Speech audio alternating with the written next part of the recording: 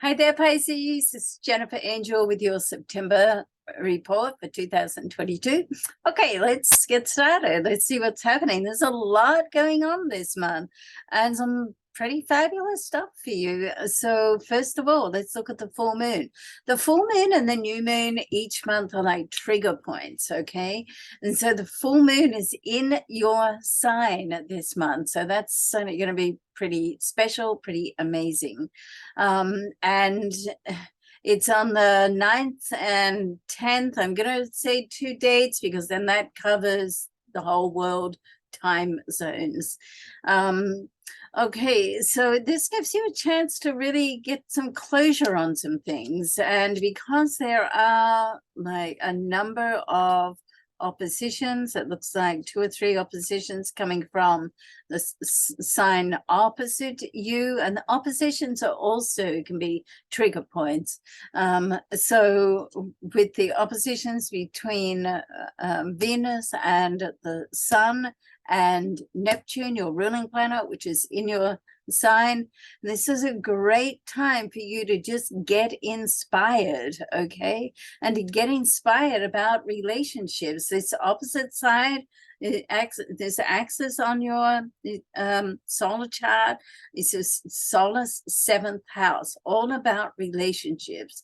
And so if they're working for you, then great, just go with it. If it's not working for you, then the full moon energy allows you to make some changes, and it allows you to gain some closure as well, okay? But is everything is working? A full moon area, when we have a full moon, it can be either like a make it or break it. So if things are not working well, a full moon can sort of bring them up and go, hey, you know, we're going to magnify this situation that's not working.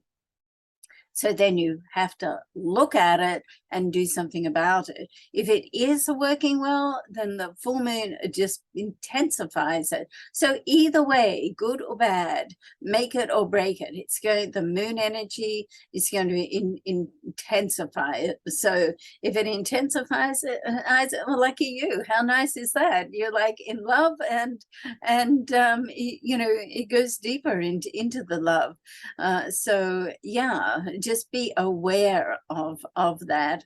The other things that are happening this month is Mercury is going retrograde. Yep, we're in Mercury retrograde again. So that's going to happen on the 9th stroke the 10th. 9th to 10th, and it's going to start off in the area of your chart which is about monetary matters, more so investment type matters, or money that's owed to you, or money that comes in from different areas. Can also be, you know, winnings or dividends. Money that comes in from different areas other and over and above you going to work, getting paid for it, okay? So with Mercury retrograde, and the new moon is in this area as well.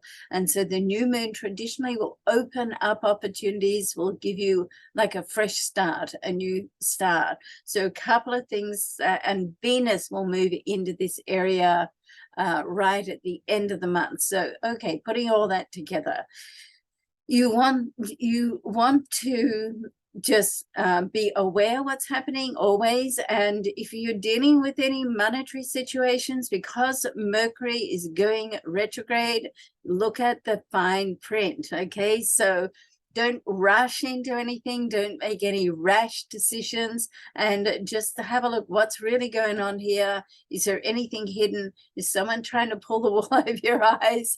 I mean, I hope not, I don't think so, but you want to just sort of look at everything, and the way for you to do that, Pisces, is how does it feel, okay? All right, so this looks all good on paper, but let's check in and let's see how does it feel now, particularly to do with money. There's opportunities around money because there's a favorable aspect between Mars and Jupiter. And Jupiter is in your first monetary house, and Jupiter is a planet of abundance. It's abundance, it's expansion, it's growth. So it's a planet, it's a beneficiary planet. We love Jupiter. And the sextile aspect is opportunity. So Jupiter itself presents opportunity. You put a sextile in there and it's like, yeah, this is going to come right up close and personal with you. It's with Mars. Mars sits in your home and family area. So if it's to do with home or property, then there's an opportunity. If you're in a position to be buying a property, this is a good time to sort of get involved with that. Okay, but note, when Mercury is retrograde, it's not a great time to enter into contracts. But, you know, as I always say, life doesn't always wait for Mercury to come out of retrograde, okay? Number one. Number two, Mercury retrograde is a great time for research and for, you know, planning, getting things sorted out, restructuring, and gathering information. Let's not forget that Mercury is a thinking planet about information, education, communication, creativity. Okay, so you can use all that, and it seems to be connected. There's a lot of monetary connection for you this month in a favorable way. So you can, and use starts with money. So you can use this just to get connected, do your research, sort out what you want to do. You can restructure your finances, look at investments, whatever you want to do with financial concerns has like a really sort of